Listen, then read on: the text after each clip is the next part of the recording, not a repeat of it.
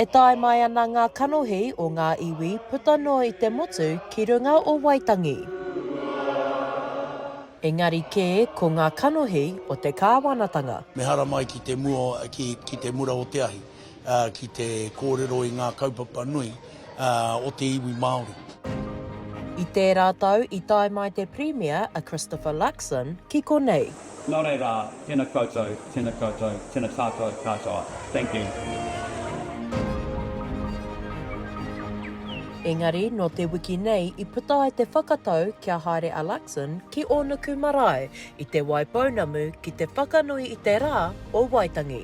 Nei te motu, nā iwa te motu ka tae mai, ngā hapori, ngā whānau, koia te Premier I tēnei whenua, o reira tōna tikanga me tae mai ia. Koia te rangatira, te kanohi o ngā tangata tiriti, ne?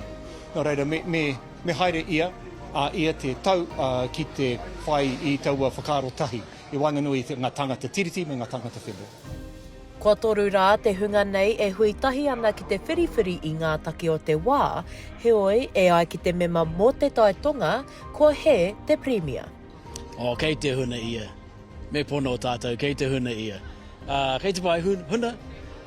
Engari, kāre no ana ki taurangi o te rātou kia a te whakatīnana hia e ia.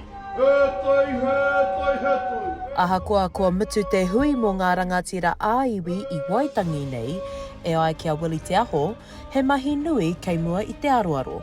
E ki ana te kōrero ma te kāinga tahi, ora kāinga rua.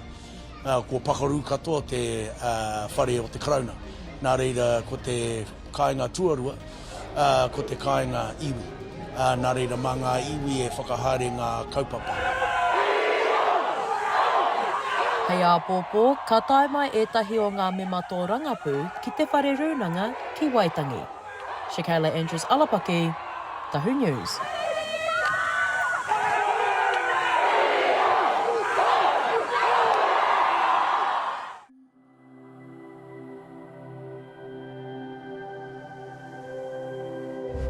Ko te reo, te take.